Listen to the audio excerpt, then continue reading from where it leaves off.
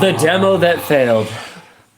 I was mortified. Like, it's an unscripted show, which means that everyone's kind of, working off the cuff a little bit. But obviously, when you're doing a tech demo, you need to kind of practice what you want to say a little bit. You need to make sure that you know what all the right hotkeys you're supposed to hit are. Luke heard me in the back room basically just going, okay, Lollipop Star, Peach Pink Frost, Saros Rover, like just making sure that I got all the names right, because these aren't products that I'm intimately familiar with and have been using for 6 months. Yeah. They're things that I just learned about the existence of at CES a week ago. And under live pressure, you have to come up with the names of 4 individual things in a really, really tight timeline. And talk about them. Like, I knew my segment was going to be cut down to 5 minutes, which is... It's very short. Not a lot. I could have done 5 minutes on just the lollipop. Yeah. Easily. Yeah. So I'm back there. I'm memorizing. I'm figuring out what to do. I had kind of a cute idea for how I wanted to work the screwdriver in by having Jimmy press the hotkey to expand the screen the second time, because it's supposed to go from 16 inches to 21.5 inches to 24 inches. And I guess I should back up a little bit. We had the Lenovo expanding screen laptop on The Tonight Show. That's not its name. Last night. Yeah, it's called the Legion Pro Rollable Concept. There you go. So you got to memorize the things. Rehearsals. And that's not it. That's not the kind of thing that rolls off the tongue. Yeah. Anyway, in the middle of taping, it just stopped working. And where was I? Right, so I had this idea that the hotkey to expand it a second time, I was going to have him press it with the screwdriver, and then I was going to have him be kind of confused, like, why did you have me do this? I could have pressed this with my finger. So I'm going to rewind slightly again, though. So he had already expanded it once. It expands 2 times, but he hadn't revealed to them that it expands 2 times yet. Yeah. So he was like, I can do something, and he's going to mess around with the screwdriver and then hand it to Jimmy. Yeah, it was kind of like what I had in my brain, but then it never expanded in the first place. So that's why me just, pulling out the screwdriver is just sort of random, because I was full deer in headlights, guys. I was mortified. I think even the YouTube version doesn't have the whole laptop bit, right? No. Yeah, so it goes on for a while. It's not random that he pulls the screwdriver out. It's decided that they're not going to do this. Yeah. And then he has to find some way to And I saw some people in the comments that are like, "Oh, you should have rebooted it. You should have done this. You should have done." We were there for a while. We rebooted it. I looked to see if Lenovo had any special software on it that was needed to be loaded so that the expanding screen would work, and there was nothing. I was sitting there in full panic mode because the Tonight Show staff had showed me how to use it ahead of time so that I'd know, and I practiced it a little bit. I kind of thought through how I wanted to do it, and I played around with the hotkeys, and I was like, okay, I'm good. And I gave it back to them to charge and make sure that it was charging. And I realized, oh my God, shortly before I came out here, they went, oh yeah, by the way, Lenovo had this little note for you. And I opened it up and I went, oh yeah, it's just the instructions for how to use it. And I didn't read it because they had already showed me how to use it. And as I was sitting there on stage going, oh my God, it's not working. Did I need to read that? Was there something in there that was like a troubleshooting step? So my brain is going like 1,000 miles a minute while Marcelo and Jimmy are cracking performance jokes. Honestly, saved it. It was a very funny segment. Yes, they saved it.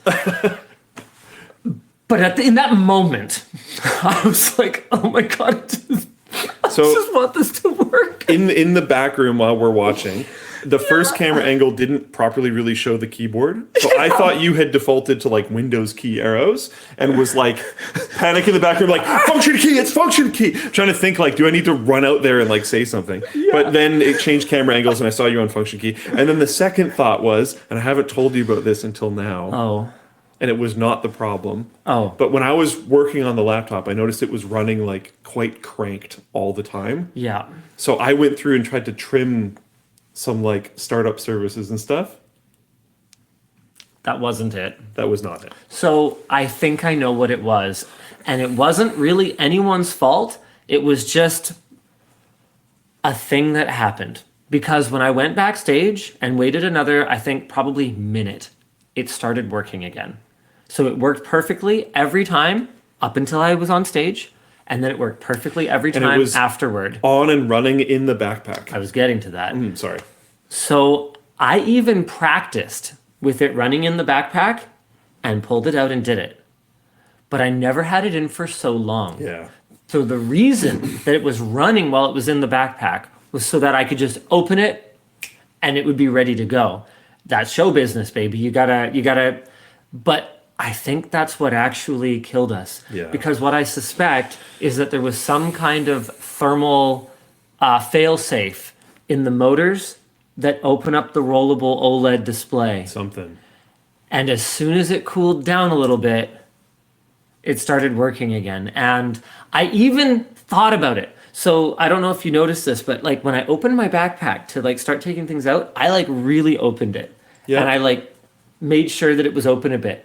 Because I knew that the laptop was running in there and I knew that it ran kind of hot. It's a prototype machine. I did notice that you did that, but I thought you were just trying to seal the product so you could grab them easily. No, I didn't really have anything in there. I just had the headphones in that pouch Yeah. and the laptop. That makes sense. That was it. Yeah. So once I had the headphones out, the laptop was the only thing in there. I just wanted to give it a little bit of room to breathe.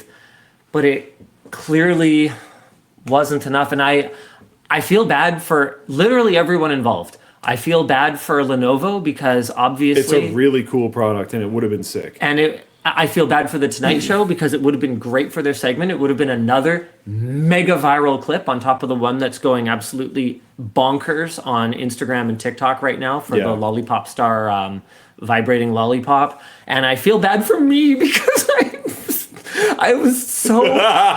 I honestly don't know how I pulled it together for the Roborock segment. And you did quite well. Thank you. I was mortified. Yeah. I just and you can see it. One of the top upvoted comments on the YouTube upload is Linus just booked it. Yeah, that was very funny.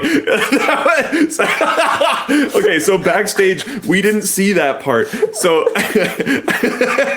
what I will say, when we were watching backstage, I was very proud of how you got it together for the Roborock part and the screwdriver part. And then it just cut. We didn't see him exit the stage. And then we were watching the segment like in the hotel room late at night. You see you book it and like right in front of the table too, and just ignored both of them. Just gone. And they like look at each other. Yeah. No goodbyes. I burst out laughing last night watching. I was like, oh my God. Because you see, like, the previous guest, like, take a while, shake hands, and then sit in the chair and talk as it, like, kind of fades out and cuts. I know, that's what you're supposed to do. You just booked it. I was so, like, hyper-focused on going and troubleshooting the laptop. Yeah. And I was just so, like... It dragged on for so much longer during the taping, so it felt like that was the whole thing. And, like, honestly, I was talking to Yvonne last night. I was like, if they invite me back, I don't know if I want to come. Oh. I'm glad that the clips are doing really well on TikTok and Instagram. Like, this really is not about the money for me. This is just a really cool, fun collab. It's such an honor to be invited. I don't know how long traditional TV is going to exist for, so getting to participate in it while there is still the glitz and the glamour and they still have their funding and everything, like it's pretty cool to a boomer ass millennial like me.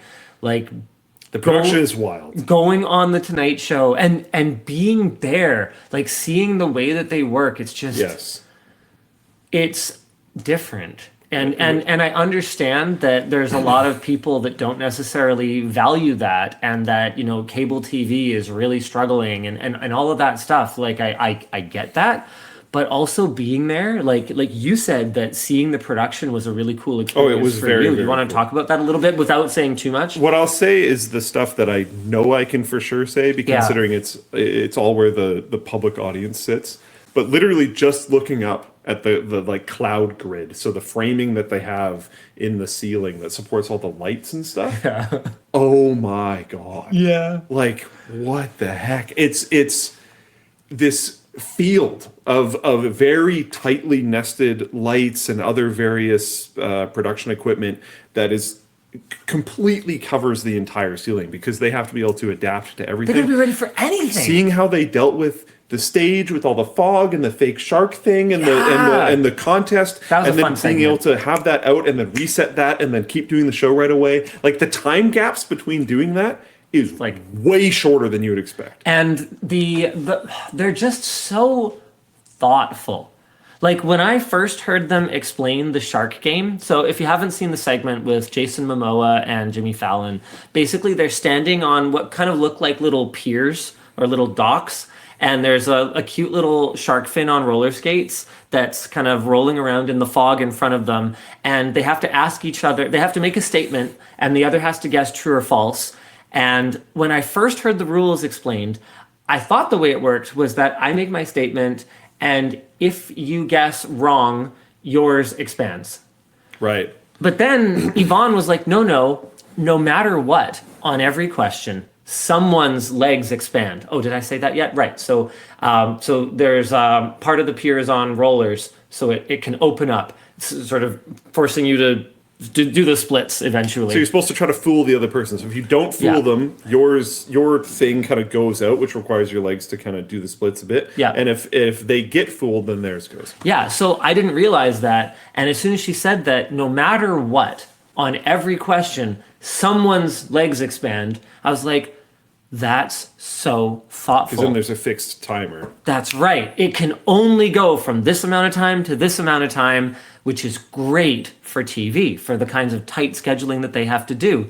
And it's one of those things that if you've never tried to run a production, you might not fully appreciate. But if you ever have tried to run a production, and if you've ever had like a game show or a bit that wasn't carefully thought through in that way, you'll know that, oh my God, things can just start to drag on because we're in a stalemate and nobody's winning this thing. And yeah. Well, and there's also just like the time of production. I was talking to Emma about this when we were sitting waiting for it to go live on actual TV. But the fact that we did this all today, and then there's an edited version out going on TV, and there's Instagram edited clips, version, yeah, and multiple. there's different versions of edited versions going on YouTube and everything else, and it all went up on time, and it was all titled properly, and it was all tagged properly, and it was all handled properly, it was all published, it was all edited, and those edits had to come in like 2 hours or something, because they had to all be published as well. I don't know why, but I assumed that like someone like Jimmy is mostly just kind of the star. But I hope I'm not disclosing too much right now. I think it's a very cool thing, so hopefully no one gets mad at me for this. But we got a note from them on the edit of my segment, and they were like, "Oh yeah, no, Jimmy really likes this, and he really likes this." Like, apparently he's like clearly sitting there, was considering the edits, like involved, and considered specifically the YouTube edit. So like he's not just caring about the TV output. Yeah, like they care about all of it.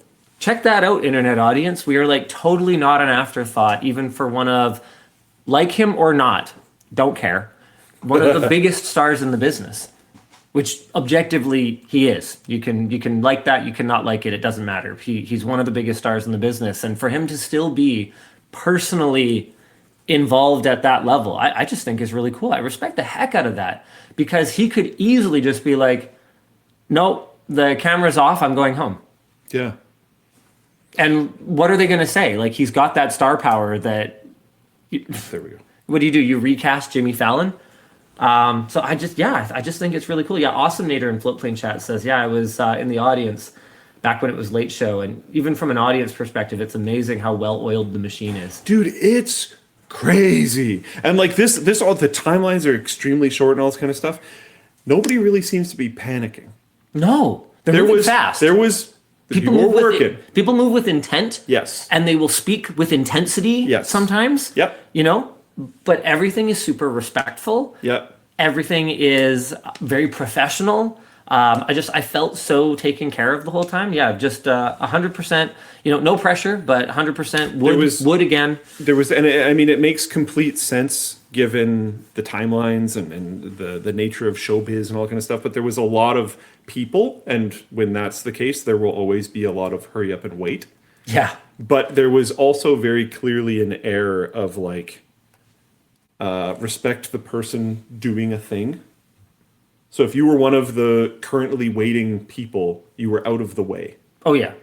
Oh yeah. I noticed like, I don't want to necessarily get into the details because now we're getting to a part where audience wouldn't be there and naturally see it. Yeah. But there was, you could tell there was a bit of a flow of like, okay, I'm doing a thing. I'm actively working. I don't need to do anything now. I am detaching myself completely. But I'm in earshot. Not even physically be in the way. Yep. But I can quickly get back to it if needed. Yeah. It was cool. Watching the machine work was really cool.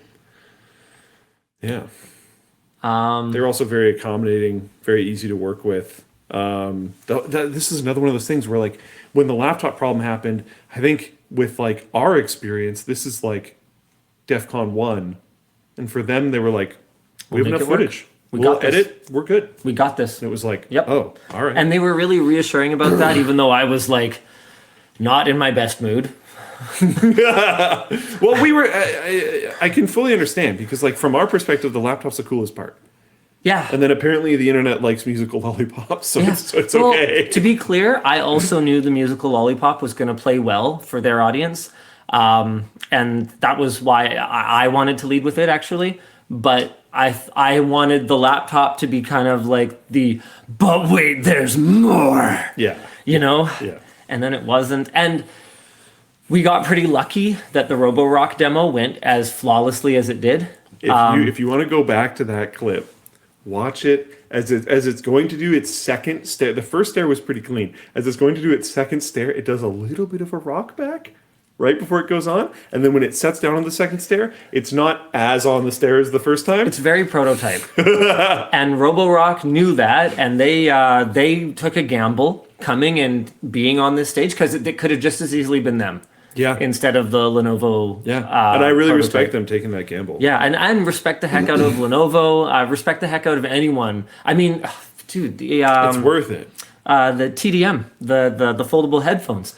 Both Jimmy and I folded it the wrong way the first time. Every other time I practiced it, I did it the right way, and it's something about you've got a live audience, you got the lights, you got some of the most famous people in the world sitting next to you. Not you. Yeah, me. You're gesturing towards me. I know, but gesturing in a direction. I almost have a Wikipedia page. There's a temporal gap here. And so you feel the pressure, right? And it's so I'm so grateful to partners like that for the work that they did, getting things together and getting everything to us. Yeah. Like we had, and not everyone gets the shot. Like some things are maybes, even in the hours leading up to taping. We had this Rubik's Cube with screens on it that was really cool, but just we had too many items and it didn't make the cut. 4 products, 5 total minutes, including intros and stuff. Like it's, yeah. And so everyone takes a gamble and everyone works really hard to make it happen. And I'm super grateful to everyone who made it a success on our team as well. Sean from Disneyland put a ton of work into coordinating everything. James was the guy in the chair at CES this year, helping coordinate all this stuff, getting on calls with the Tonight Show team. It's a whole team effort. And I genuinely believe, because they didn't have to invite us back, right? I genuinely believe that it is reflective of the professionalism of our team that we were invited back to do this. Yeah. So I'm super, super proud. I hope it happens again. I really like the idea of it being like kind of an annual thing. And I know last time there was the invite to come again, but there wasn't really a date, and then it sort of happened to happen now. Yeah. If that happens again, great. Yeah. Because I like the idea of it being an annual thing. Yeah. Yeah, and I mean, we got a bigger entourage this year. Like it seemed like they liked us, which is pretty cool. Someone asked in chat if I got paid this time. I actually don't know. So I know the first time they offered, and we just couldn't get like some forms filled out for me to make income in the States.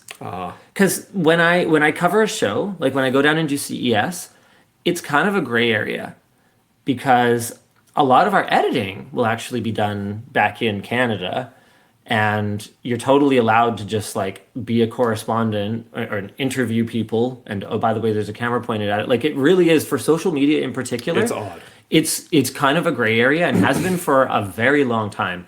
But when I come down into the States and I'm working, I'm being paid by a US entity, it's way more complicated. And I think the first time we just were like, yeah, we don't have time to deal with this paperwork. I have no idea if we did it this time. I'm sure they would have offered, but what I said to someone who commented on it last time is like, look, don't get the wrong impression about me commenting last time that I wasn't paid. I don't care. I haven't heard literally a single person ever mention it this time. So like, yeah, I have no idea, but I wouldn't be surprised if they mentioned this time that I wasn't last time and asked if I was this time. And I actually don't know, and I actually don't care because it's just really, really fun. And people should not be compensated in exposure and for fun. People should be paid for their work. But I'm good. It's okay. I'm all right. So I am in a position to make that decision for myself, even if I wouldn't make that decision on behalf of someone else, if that makes sense. Yeah.